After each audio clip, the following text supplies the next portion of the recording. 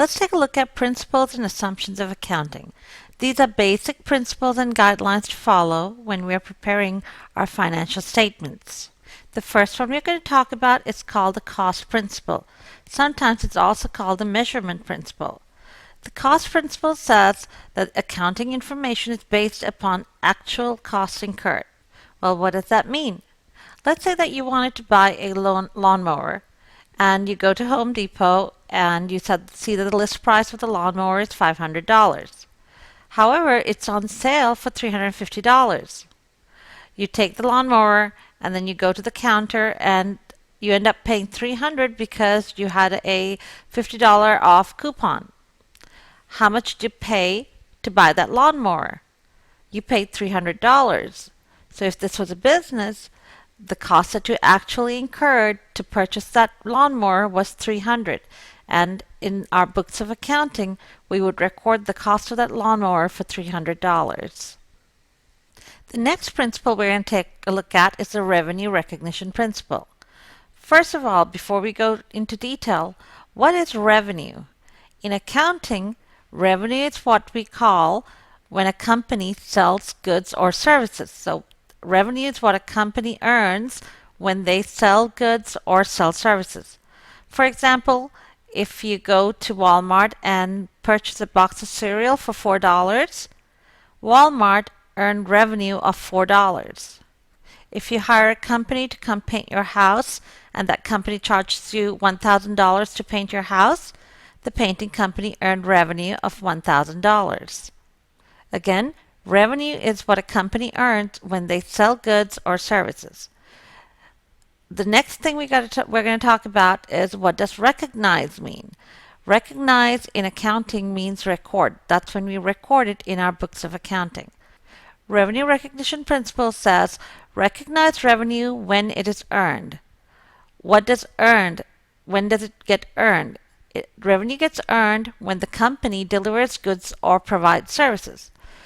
Let's go back to the example about Walmart. Let's say you walk in to buy a box of cereal.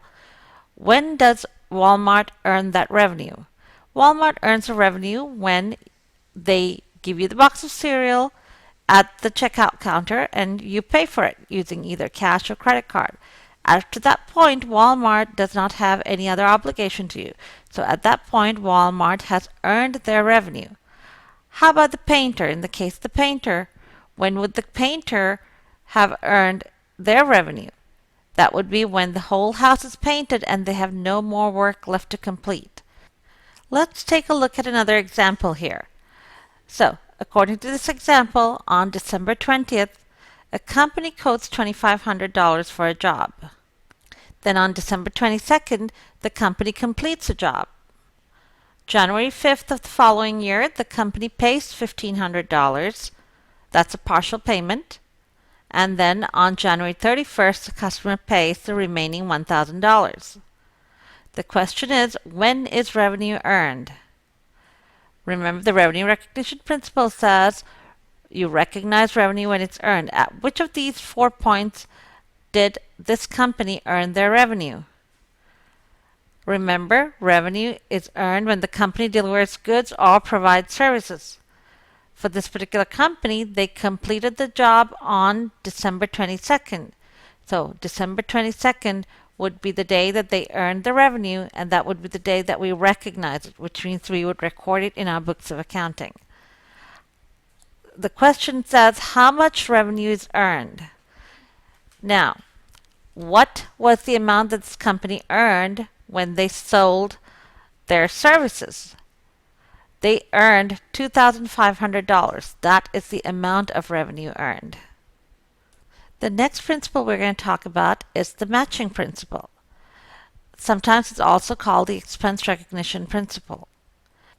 This says the company must record all the expenses it incurs to generate the revenue.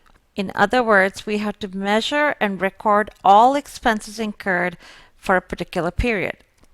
Before we get too much into this, let's take a look at what is an expense. In accounting, an expense is defined as the cost of doing business. So, things like rent, utilities, all those are expenses.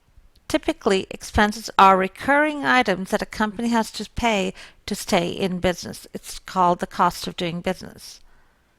Let's take a look at an example. Let's say that you are wanting to start a business and you are looking for a storefront. You found the perfect place. They charge you $24,000 for a year, and that $24,000 is payable in advance.